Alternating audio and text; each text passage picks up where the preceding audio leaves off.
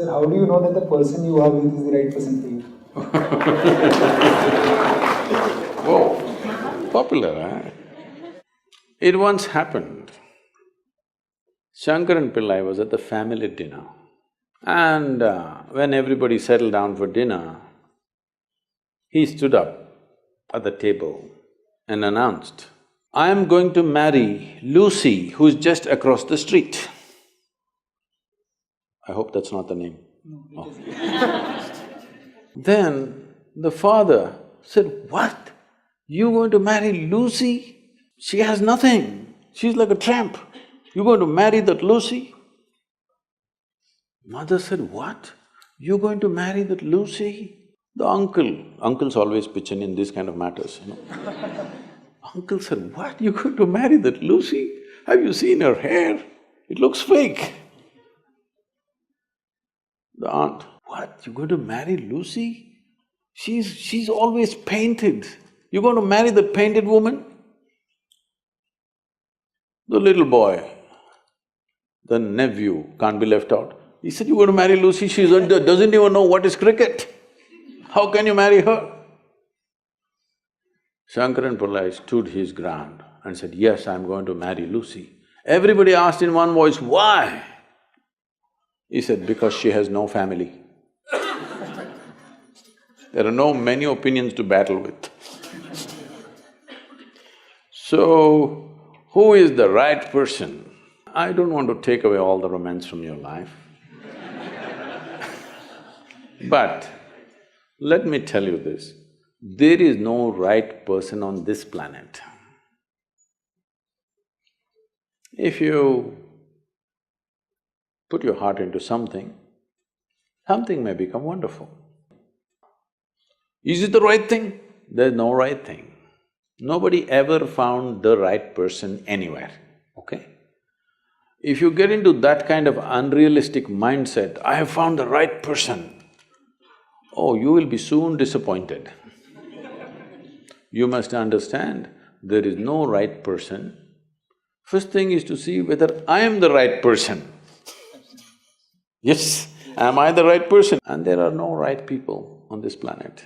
If you understand, you have your nonsense, they have their nonsense, we can adjust nonsense. Go on. We must understand relationships are formed for various needs. There are physical needs, there are psychological needs, there are emotional needs, there may be social needs, there may be financial needs, various kinds of needs.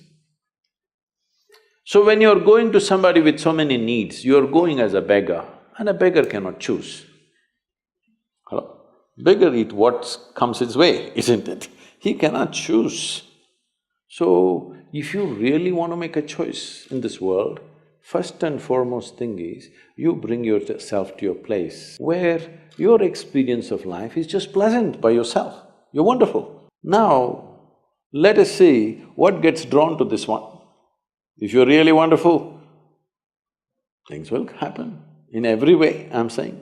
In terms of career, in terms of marriage, in terms of relationships, the best will happen to you because you made yourself like this. Instead of trying to work on somebody and fix them, if you work upon yourself and make you so wonderful that everybody wants to be with you, then there is a choice.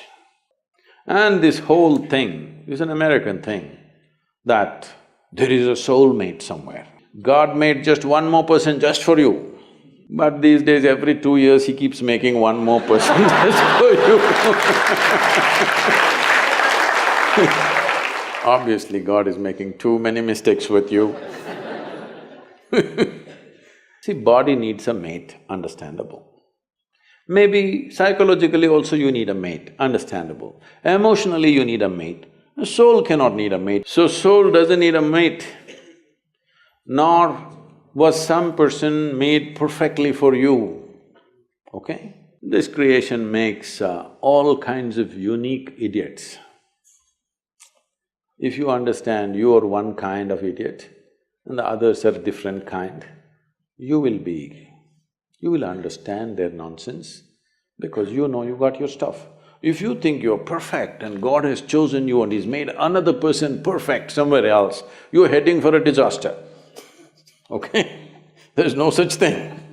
Even, people today, after 5,000 years, people are still adulating and worshipping Krishna as the greatest lover, but his wives are dead unhappy with the guy.